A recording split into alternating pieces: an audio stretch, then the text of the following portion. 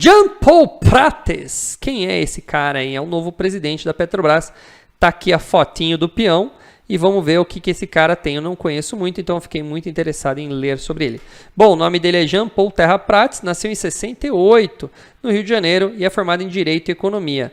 Já foi senador, aliás, é senador, é empresário e administrador público na área de energia. É do partido do PT e tem um patrimônio de 2,6 milhões declarados aí perante a Justiça Eleitoral. Jean Paul Prates é economista, advogado e político, senador na República pelo PT do Rio Grande do Norte. Ele foi indicado pelo presidente para ocupar a presidência da Petrobras. Prates tem mais de 30 anos de experiência no setor de energia, com destaque para petróleo e gás, biocombustíveis e fontes renováveis, além da atuação em órgãos públicos, empresas privadas e entidades setoriais. Em 13 de janeiro, a Petrobras informou ter recebido do Ministério de Minas e Energia a indicação de Prates para ocupar a presidência da companhia e um assento em seu conselho de administração. O senador integrou a equipe de transição de Lula, mesmo antes da indicação para a estatal ser anunciada, e ele era considerado o mais cotado para assumir aquele cargo. Nas eleições de 22, Prates concorreu como primeiro suplente na chapa para o Senado do ex-prefeito de Natal, Carlos Eduardo Alves, que não foi eleito.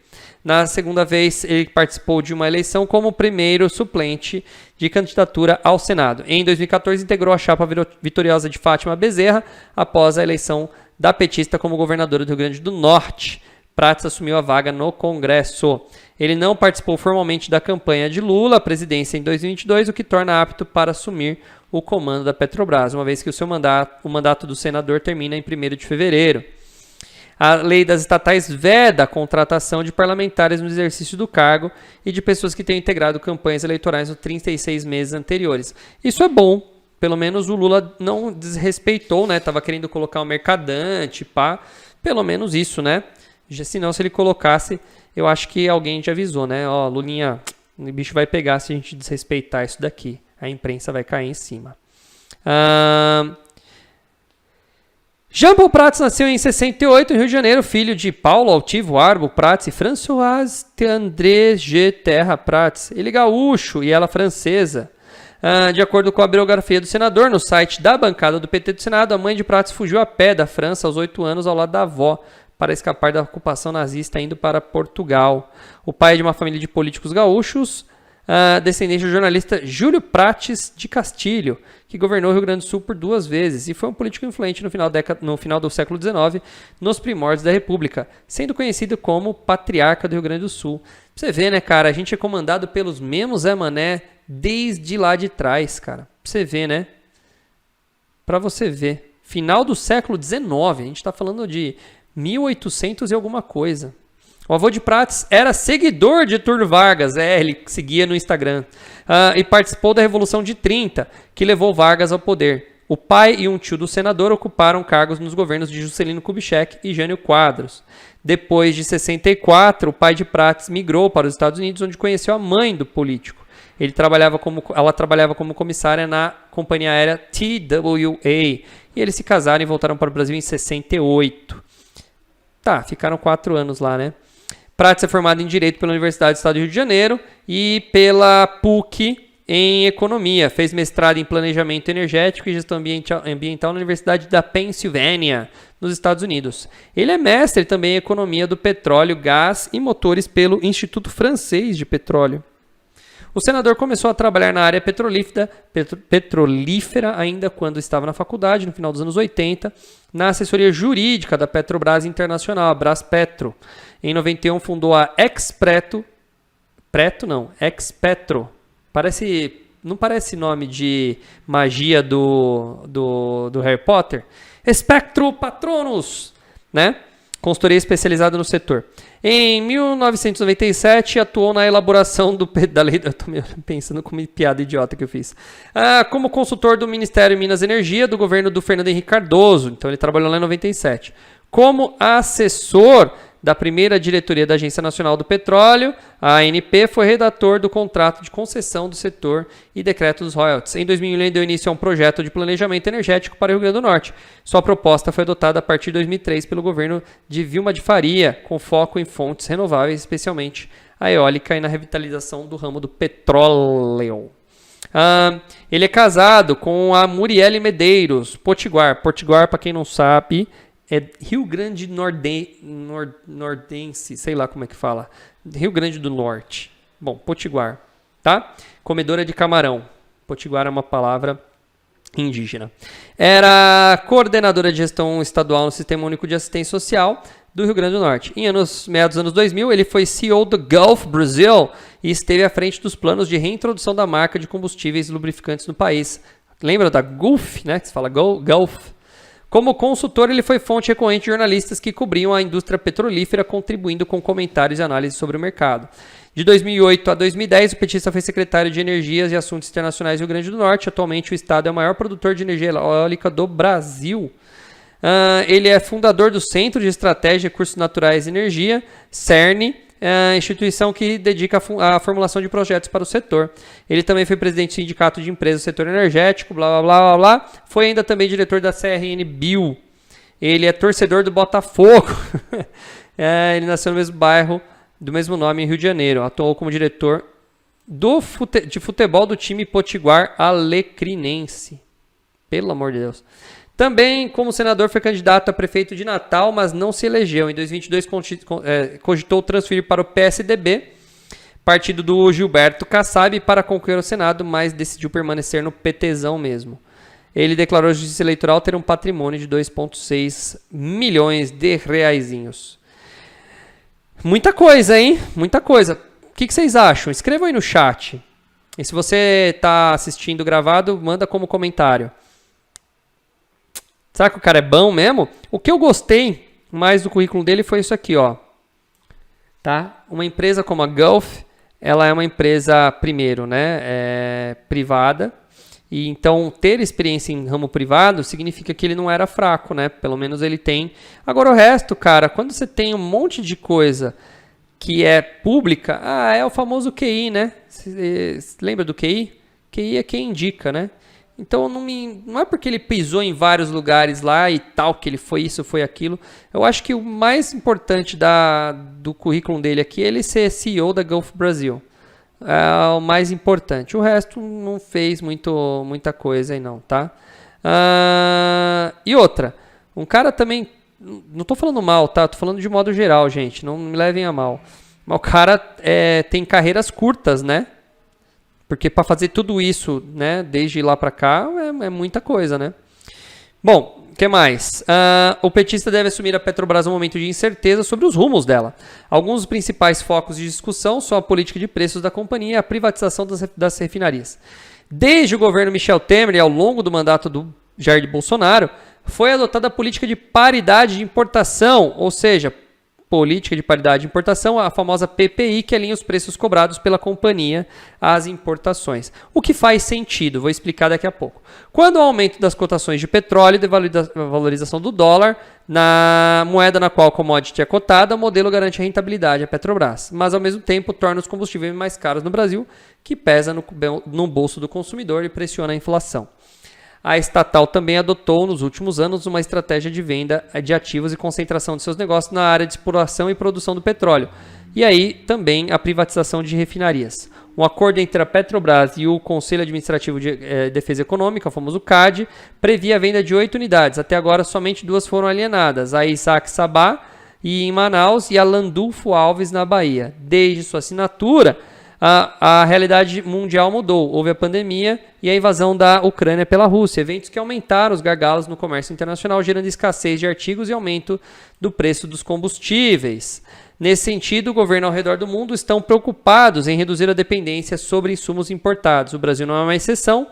Já durante a campanha eleitoral, Lula disse que a Petrobras deveria voltar a investir em refinarias para reduzir sua dependência externa. Apesar de o país ser autossuficiente na produção de petróleo, ele não é em derivados, tá? A Petrobras tem se empenhado, principalmente nos 2 últimos anos, na distribuição de dividendos. Em 2022, a companhia figurou entre as maiores pagadoras de dividendos do mundo e o governo como maior acionista e o que mais recebe. Tá, deixa eu entrar aqui numa seara aqui, tá? Vamos lá. Seguinte, o PPI faz muito sentido. Você tem que acompanhar o preço internacional. Porque se você não acompanha o preço internacional, o que acontece? A gente acha que a gente tem que vender porque a população está pedindo uma coisa mais barata, só que é mais ou menos assim. Imagina que eu tenho uma escola na cidade aqui, certo? E aí ela é minha única escola de inglês na cidade, certo? E ela é estatal, tá bom? É a única escola. E aí, antes eu praticava o preço das mensalidades baseado no preço das escolas lá de fora. Só que toda vez que eu vou comprar material escolar, o preço, o meu custo daquilo é baseado em dólar também, porque uma boa parte do material pode não parecer, mas às vezes o papel é produzido, sei lá na Nicarágua.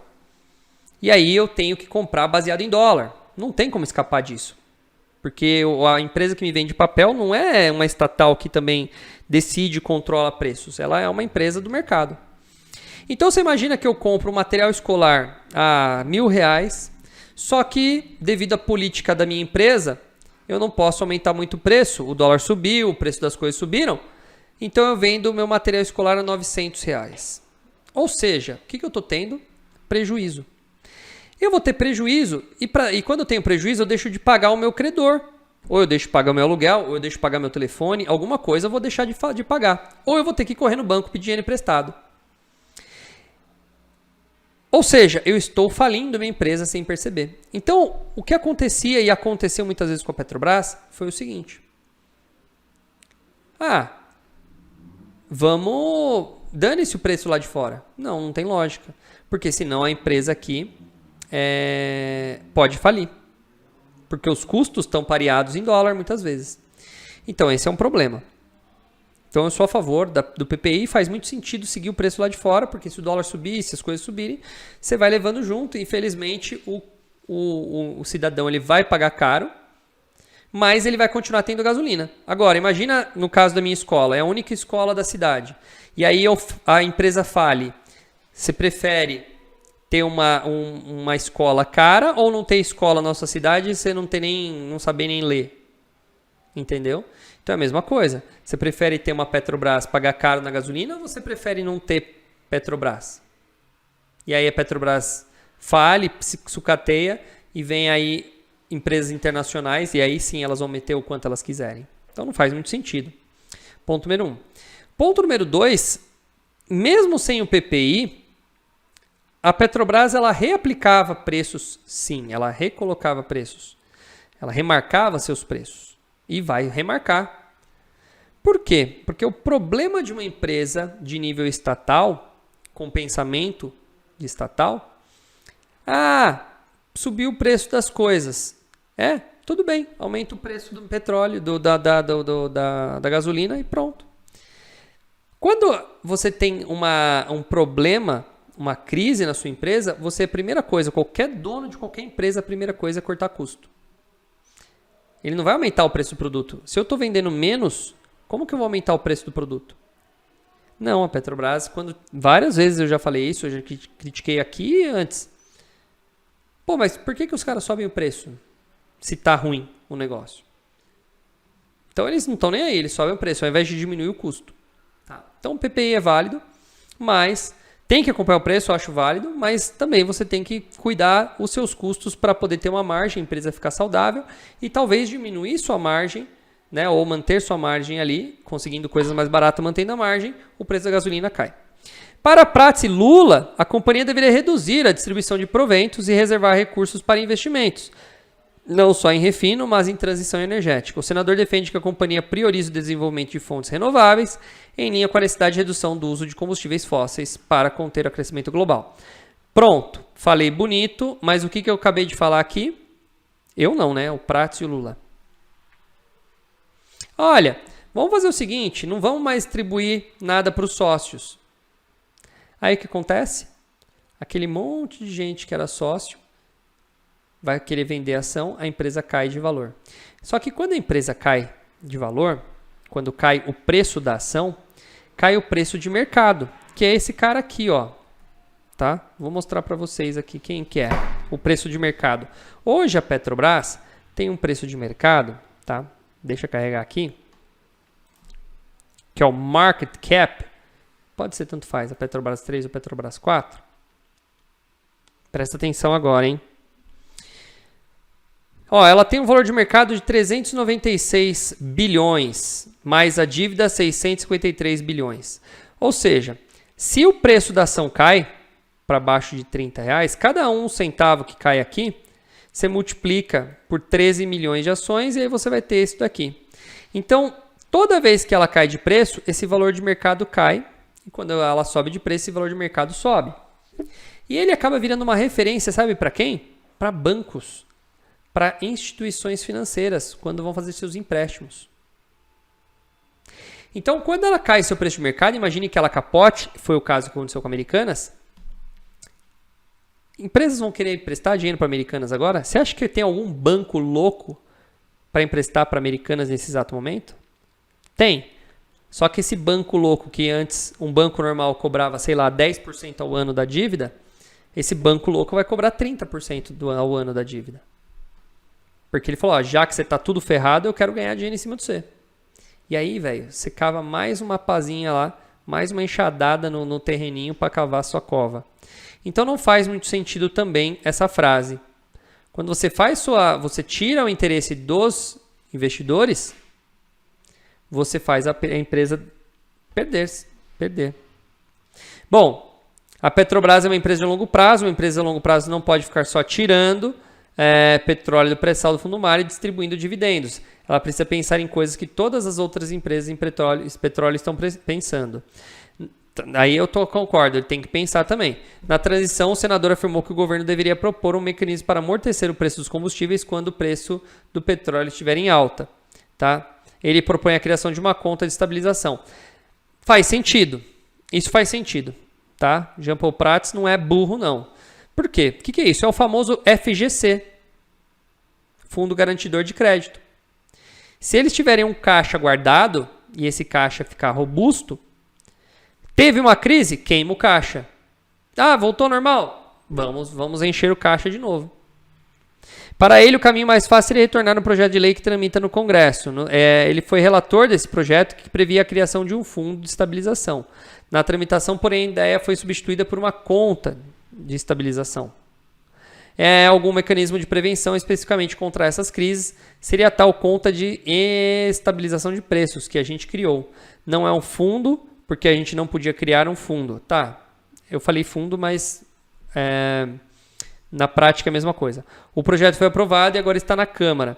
Prats garante que uma eventual mudança na política de preços da Petrobras não será feita por meio de intervenção direta do mercado. Segundo ele, a ideia é mudar o regime de PPI, mas não desvincular os preços aos valores internacionais. Ou seja, você vai tirar o PPI, mas não vai tirar o PPI. É só para mudar o nome e falar que fez alguma coisa. Não vai desvincular com o preço internacional, vai desvincular da paridade de importação, sem forçar, sem importabelamento, sem absolutamente nenhuma intervenção direta do mercado. Apenas usando a vantagem competitiva de quem está aqui versus quem está lá. A lógica é que a parcela de importados no total dos combustíveis é minoritária, mas mesmo assim eles ditam o ritmo dos preços. Nesse sentido não faz sentido seguir a paridade de importação, pois o produto nacional é majoritário no setor. Apenas você vai usar o fato de produzir domesticamente em favor da economia brasileira, disse. Como vai fazer isso, nós vamos discutir em todas as partes interessadas e misturadas nesse processo, inclusive o Ministério da Fazenda. Cara. Mas ele já está assumindo o cargo com pressão, né? Ele já assume, ele está no comando interino, lembrando que ainda é um comando não oficial. Mas ele já está sofrendo pressão para uma mudança nos rumos da política de preços, tá? Mas uma alteração significativa no curto prazo não é esperada, porque ele não é louco. Além de limitações previstas em estatuto para que a Petrobras contribua com políticas públicas, uma ruptura brusca na trajetória de preço de diesel e gasolina atualmente poderia desequilibrar o mercado e causar riscos de desabastecimento, uma vez que é muito dependente das importações. Com a mudança, a gente não vê impacto relevante nos preços, não só pelas questões estatutárias, mas o Prats já declarou vários que não vai deixar a política de preços que não siga um comportamento internacional. Bom, pelo menos o cara está mantendo ali um pensamento que vai mais perto do legal. Voltei aqui para lembrar você, não se esqueça de apertar o like e se inscrever no canal para estar sempre ligado nos próximos vídeos. Valeu!